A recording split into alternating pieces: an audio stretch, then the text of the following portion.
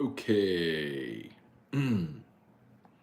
What's up, everybody? Good morning. Welcome to a Football Friday edition of Morning Scone, presented by Brock Patterns Road Peak Clinic, Hudco Roofing, HudcoRoofing.com, Restored Motion, it's RestoredMotions.com, and ProChargeEV.com. Hope everyone's morning is off to a fantastic start so far. Football Friday, of course, LSU-Auburn, Saints-Texans, hoping for a really good one. Excuse me, this weekend. But so much going on. If y'all watched Thursday Night Football, KC beats Denver 19-8. Sean Payton and the Broncos' lowest point total output of the season so far. They continue to struggle.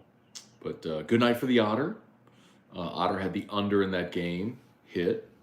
Otter had the two favorites to cover in college football, so SMU hit. Unfortunately, we fell victim to a Hail Mary, a bad beat there at the end, with Houston beating West Virginia. We had West Virginia laying the 3, and West Virginia scored with under a minute to play to take the lead, and looked like they were going to win it, but was not to be. So, but then we also had the Phillies last night. So a 3-1 night for the Otter.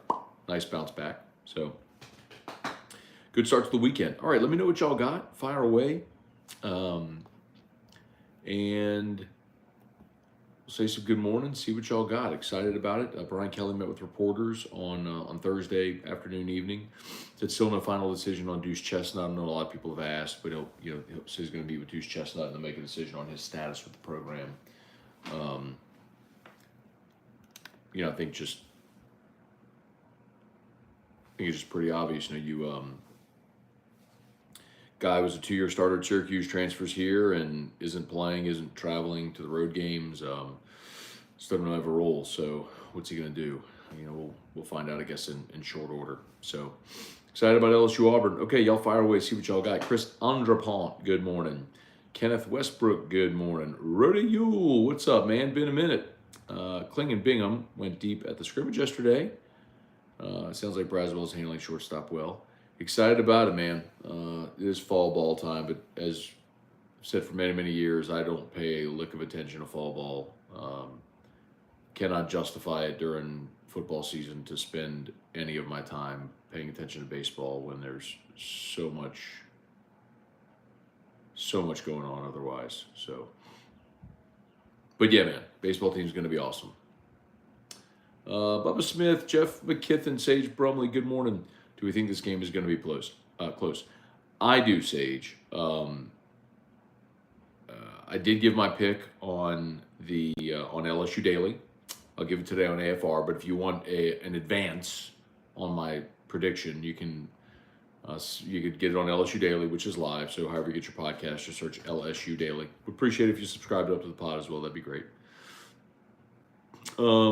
I do think it's going to be close. Line's 11. Hard for me to imagine. I think it's very similar to what we saw with Arkansas, Missouri, where LSU was a favorite, but it's hard to justify, even with the offense as good as they are, hard to justify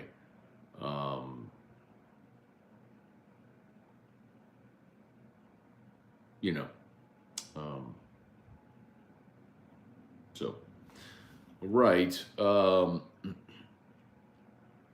I think, well, to finish that thought, I think it's hard to justify thinking their defense is going to play well and cover that spread. I know, Auburn's offense is 13th in the SEC, but Arkansas is 14th. Arkansas is dead last in the SEC in offense, and they put up 31 points and 400 yards. So, Kelly Gross, Bill Schmid, Lowell Cormier, Billy Freeman, good morning.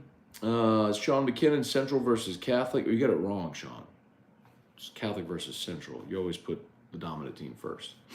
Semino coaching former team. Who you got? Unbiased opinion. Sean. I mean, I haven't seen a snap of football that Central's played, and I've seen very, very little of the Bears, unfortunately, except for the game that I called. But Catholic's always better than Central, so I'll take Catholic. Jacob Willis, Richard Dukin, good morning. Let's see. Jump over here to YouTube. Apologies there, folks. Wendell Norman, Devin Johnson, good morning. Big Saturday, Matt. LSU be ready to play. LSU better be ready to play. I think they will, Devin. Listen, it's hard to imagine when Auburn rolls onto the schedule that you sleepwalk through that game. You know what I mean? That you're not ready to play. There's a lot. Like, if you're LSU, I don't think there's anything you should take for granted at this point. With all the issues this team has had defensively, it is so hard to justify thinking, oh, we'll just roll our helmets out there and go play. No, I mean, I think LSU will be ready to play. Are they going to be good enough to win this game and maybe to really limit Auburn's offense and start improving defense? We'll see. But I think they'll be ready to play. Wacky Chris, Larry Gardner, Randall Offrecht, good morning. How do you think the Saints offense fares against the Texans defense? I think so. D'Amico Ryans, I think, has done a great job. And that's not surprising. He was a great player in his own right. He was a great defensive coordinator. It's not surprising that I think of Dennis Allen, right? I mean, whether you're a good head coach or not, he's a great defensive coordinator. I mean, that's undeniable. Dennis Allen is a great defensive coordinator. So his defenses have played really well. I think the same is true with D'Amico Ryans. The interesting thing about this week, though, of course, is their issues at corner. Derek Stingley is on IR, so he's not available for this game. This week they went and signed Jason Verrett. If you remember, Jason Verrett was a former first-round pick out of TCU. Actually, LSU played against Verrett and TCU back in 2013 when LSU opened up the season against them in Jerry World. Verrett's a really good player, or has been a really good player in his career, but he's just a veteran corner now. So kind of quickly assimilated into this Houston defense. We'll see how he fares. But of course, D'Amico Ryans had Verrett in San Francisco, so he knows system and knows the player knows the system, expectation, terminology, all that stuff. So that's interesting, right, to see how the Saints receivers do against that Texans secondary. That for me is probably the bigger part of the game. Can the Texans get a pass rush? Of course, they drafted Will Anderson, second overall, and I think it's a big challenge for the Saints. But while I think there are yards to be had and plays to be made, I also don't trust Pete Carmichael and Derek Carr to be, elite.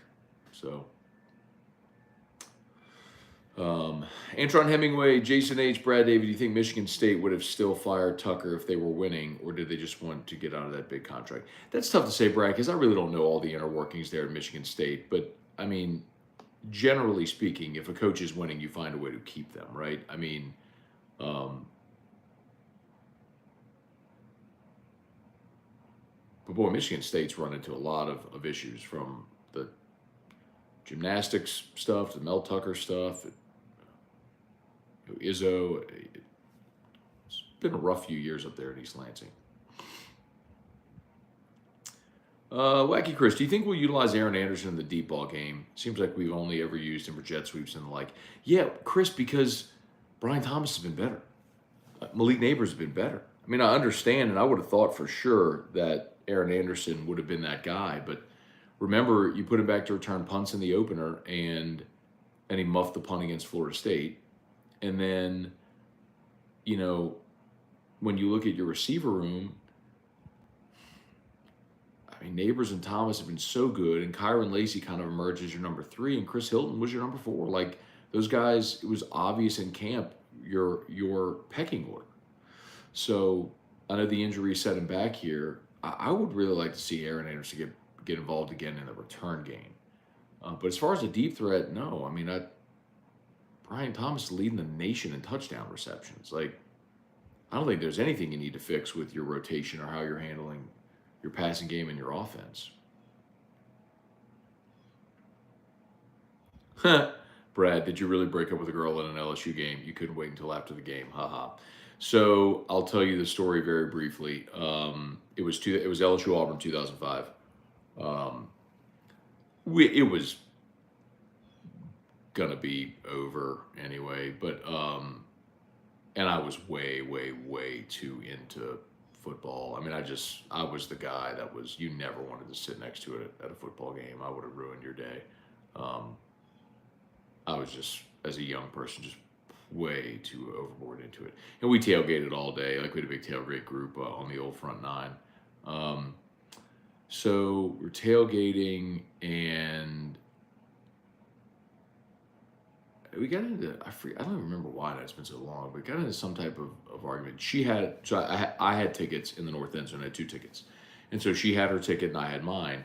And like, I was ready to go to the game, and then I don't know what. So I was like, I'm going. I'm going to the stadium. So I walked to the stadium.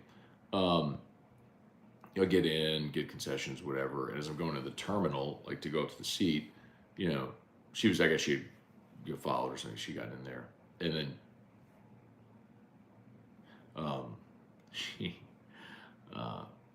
she starts like, kind of like laying into me for leaving, walking around. I was like, and you gotta understand, like, this was my sacred space. This was Tiger Stadium. This was game day. This was LSU-Auburn. This was the only thing in the world I cared about. It was 2005. I was 23 years old, 23, 24, whatever I was. It was like, this is the only thing that I cared about in the world. Like, this was the thing I cared most about. And like, I'm not going to sit here and let my LSU-Auburn experience be in any way affected by this conversation. And you have to understand me. Like, when I put up a wall in my life, when I put up a wall and you're on the other side of the wall, you do not exist. Like, I have no problem whatsoever just ceasing to acknowledge your existence. Whether it's good or bad, I don't know. I'm an 8 on the Enneagram. If you're not familiar, look it up. That explains me. Go read Enneagram 8. That's me. I am the poster child for an Enneagram 8. Anyway, and so I say, hey, you are not allowed to talk to me until the game is over. I will not, like, you, she said next to me the whole game, like, you will not talk to me until this game is over. And the game went to overtime. That was a game where Auburn missed all the field goals. But yeah. So anyway. So, yeah. Broke up in Tiger State. So I broke up with her. I was like, you cannot talk to me until this game is over. It would be 23. I probably could have handled it better. But yes, that's a true story. Absolutely happened. Cajun Country, I have a skunk feeling that this is going to be another 56-49 game. I think Hugh Freeze will have a field day. Over under, Auburn goes to the 2 at least twice. I need to go check. I don't know if they've gone for 2. I need to check on that, Sean. I don't know that we're going to see 56-49, but I do think we see a high-score game. I think the total in it is 60, maybe 61, and I think we go over the total again. Trivia Carter, good morning. Guy Brooks, good morning. Rebecca Claire, good morning. Excited about the game. Me too. It's my favorite one, man. And I said that on AFR this week, and someone jumped in the comments and was like, don't tell me a win over Auburn would be more than a win over Bama. No. Don't miss the point. Don't miss the point. I understand that year to year, there's certain games that are going to carry a greater degree of significance in the standings and for what it means in the context of that year, right? And obviously Alabama going on the road to Tuscaloosa, they're undefeated in conference play. Yes, obviously that game is the game that you got to win. I mean, I get it. But I'm saying, what is my favorite game? The game that I get most excited to see, to think about the history and what it means, and the fight songs and the colors and the history and the traditions and the fans and the chants and all that's it's Auburn for me. That's what it is. I mean, when I was in school, LSU beat Alabama 6 straight.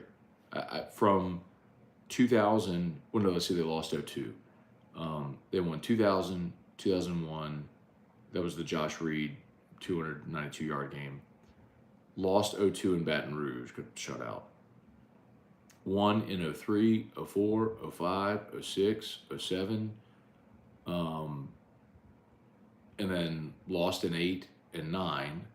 Won in 10, won in 11, then lost the championship game, and that started 8 straight. But I mean, for a long time, y'all, LSU dominated that series. LSU won 5 straight from 3, 4, 5, 6, 7. LSU won 5 straight in, let's see, 2000, 2001. LSU won 7 of 8 in that series from 2000 to 2007. I mean, it's like that was the time where Auburn was better. Like, Auburn beat Bama 5 straight in that series. Auburn had the undefeated season in 2004. They had the leverage penalty game. LSU-Auburn was the game. 06 was the game where Auburn lost 7-6 on the Plains. Like, that was the game. It was a bigger game for a decade. And it was a formative decade for me. Anyway. So, yes, I'm fired up for it. James McKinney, Matthew Rhodes, Stoned Musa, what's up? Excited for the game in Tiger Stadium? Yeah, man, it's only the 3rd game in Tiger Stadium all year. What's your all-time favorite Auburn moment? For me, 2001. It'll always be 2001. And that's not the one that most people mention. People usually mention Earthquake Game or Flynn DeBird or something like that, Cole Tracy. For me, 2001. I was a student at LSU. We stormed the field. It was the game that was moved because of 9/11. It was supposed to be played in September. It got moved to the first weekend in December. It was a de facto SEC championship game because Bama beat Auburn the week before in the Iron Bowl. So when LSU beat Auburn, they both finished 5-3 in the league, but LSU had the head-to-head, and so LSU went to the SEC championship game. First trip ever to Atlanta for the SEC championship game. It was just smoking cigars on the field after Tuberville and Auburn had smoked cigars in '99. 2001. I don't know that for me personally anything will ever top that because of my personal experience with it and what it meant at the time of the program. Jared Espry, good morning, Scone. Thanks for all you do. Definitely one of the best at your craft. Thank you, Jared. Very kind of you, man. I appreciate it. Tim Gotro, Daniel Holden, Randall Offrecht. Looks like we'll see a change at left tackle for the Saints as well. Saw that Nick Underhill was sort of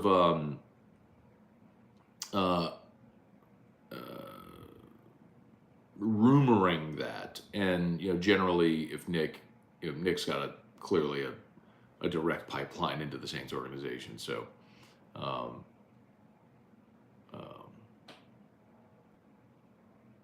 So if he's rumoring it, my guess is that that's originating from some authentic place. Bailey C. Saints hired a coach that was 8-28. Would you use a parachute that only opened 22% of the time? Bailey, but listen, I'll say this. I can't today look back in hindsight and criticize the hire because I was okay with the hire at the time. We've seen coaches fail in their first stint in the NFL and succeed in their second. Bill Belichick is a great example of that. Pete Carroll is a great example of that.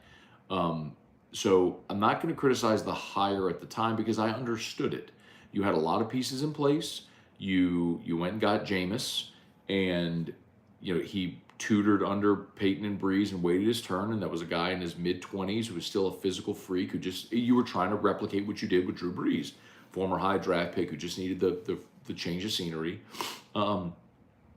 DA had been in an awful organization, young coach, awful organization with the Raiders, bad management and ownership. So it made sense. Give him stability, give him better ownership, inheriting a better team that's ready to win. You keep Pete Carmichael in place, who had been a play caller along with Sean Payton for 3 seasons, where he was the primary play caller. They finished top 6 in offense. So I get it. Like at the time, I got it. I was like, I'm good with this. But the more the sample size grows, the more you realize who he is. He's a great defensive coordinator, not a great head coach. Abner McNeil, Guy Brooks, Matt, did Brian Kelly provide an injury update for tomorrow's game? Is Charles Turner available? Yes, Charles Turner is available. Only player not available for the game is Chris Hilton. Everybody else is available. Weston Weaver, morning, Matt. Our corners aren't living up to DBU, but I'm curious how Blue Chips rank our secondary compared to others in the SEC. I'm sure it's low. What do you mean Blue Chips? Not sure I understand what you're asking. So, I think there's 2 different conversations if you're going to look at LSU secondary. There's the secondary in total, which is, Andre Sam is a transfer. Major Burns is a transfer. He came in 3 years ago, but he came from Georgia. Zy Alexander transfer. Deuce Chestnut transfer. Denver Harris transfer. I mean, you look at all those guys. But when you look at the high school players that LSU signed, they've done well in the in recruiting high school talent. I think I heard Drew. Hang on one second. Let me go see if Drew popped up. No school for Drew today, so he's sleeping in a bit. But let me go see if he just popped away.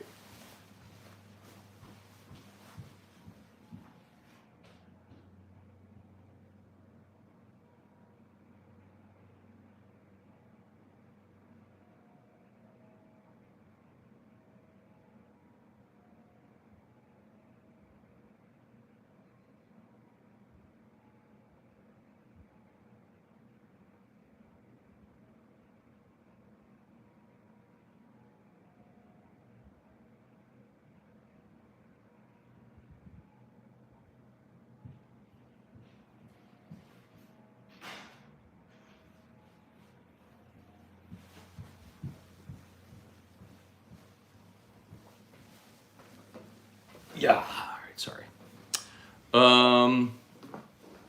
Greg Self, Tiger Diver, Kermit the Frog, Jason Mobile. Does RC still come on AFR or have been missing it, been traveling a lot? He comes on Thursdays at 5 o'clock. If he's not traveling or if he can, he pops on Thursdays at 5 p.m. So he was on with us yesterday, yes. Jason, I remember when LSU-Auburn decided the West every year. Great days, man. Make defense great again. 24-46 Tigers. I see what you did there. I long for the days of Scone Stradamus yelling it's going to be a black and gold Super Bowl again. So do I. Unfortunately, make defense great again.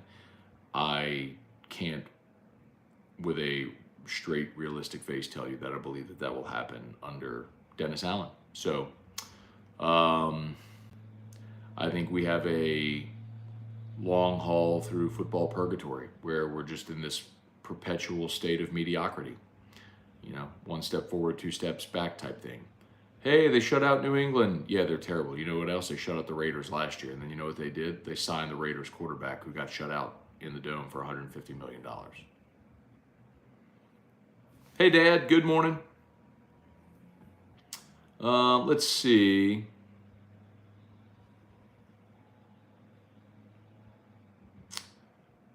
Joey Vincent, Richard, on Daily, you talked about Malik and his numbers. With the defense he has left, I do think he will put up some bigger than expected. People need to start putting him over Harrison on the draft boards. Yeah, so took some time yesterday and looked at where Malik Neighbors is at the halfway point of the season compared to the other best receiving seasons in LSU history. And only Josh Reed had more yards receiving through 6 games than Malik Neighbors. Malik Neighbors is outpacing Jamar Chase. Now, the big difference, though, is Josh Reed, bowl stats didn't count at the time, so Reed only had 12 games and had 1,740 receiving yards. Jamar Chase had 15 games and had 1,780. So really, Josh Reed had a better season than Jamar Chase did because he only had 12 games of stats that counted. Even if you just counted Josh Reed's bowl stats, which, let's see.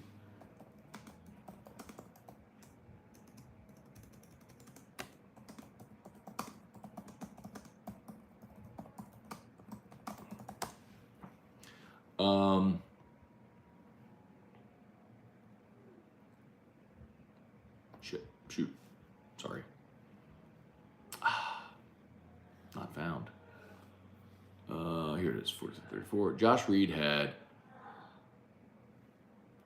I hear somebody stirring in there. No box score. Come on. What? Why can't I get a box score for that game? It's pitiful. Somebody give me a box score.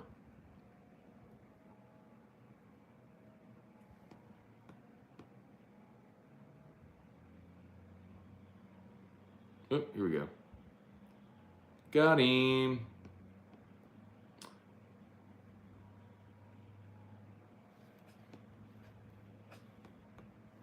Nope, don't got him. Why can't I find this freaking box score? That's pitiful.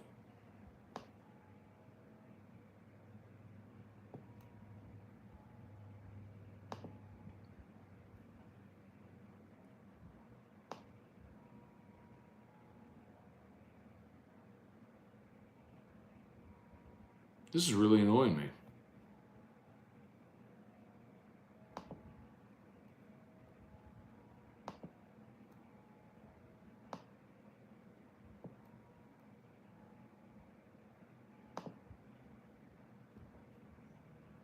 Whatever. So anyway, Josh Reed should be the single season receiving leader because both stats didn't count. So Reed did in 12 games and Jamar had 15. So Jamar had 40 more receiving yards than Josh Reed and 3 extra games to do it. And that was the Georgia, Oklahoma, and Clemson games. Jerry DeLucky, Michael Cook, Tony Williams, what's going on?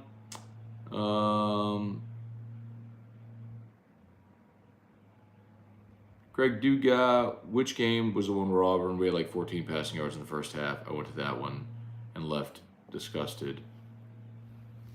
Oh, that was, you got to be talking about 2017. That was the DJ Shark punt return. LSU came back down 20 at halftime. It was the largest SEC comeback in Tiger Stadium. Randy Smith, excited to hear Kay discuss Colin Jackson getting reps by the end of the season. Yeah, man, be great. Colin Jackson is the freshman safety out of Zachary, but just kind of needs to mature a little bit is what it sounds like. He was injured all through fall camp. He spent the whole fall camp riding the exercise bike. Craig Dugas, Matt, what's your favorite SportsCenter commercial and why is it Les Miles and Mike the Tiger? You were like a son to me. A tiger son. That was a good one. A tiger son. All right, I got to go. Y'all have an awesome day. Craig, it was at Auburn. Hatch was... Well, 08 was the year where Hatch started the game at quarterback and got knocked out with concussion, and Jared Lee came in and led the comeback. That's when LSU broke the streak of losing at Auburn because LSU hadn't won at Auburn. Like, the home team hadn't won a game in that series. The road team hadn't won a game in that series since 99 when Auburn won in Baton Rouge. The home team had won every year since until LSU went there and won in 2008. Okay, it's after further review. It's not after further review. That was a programmed reset in my brain. I got to go. Thanks for watching. Smash the like button on YouTube. Subscribe to the channel. Facebook, please like the Matt Moscona page. Share the post. Have an awesome day. LSU Daily is live. Please find it on your favorite podcast app. Subscribe up, and we'll see you for AFR3. Peace. I'm out of here.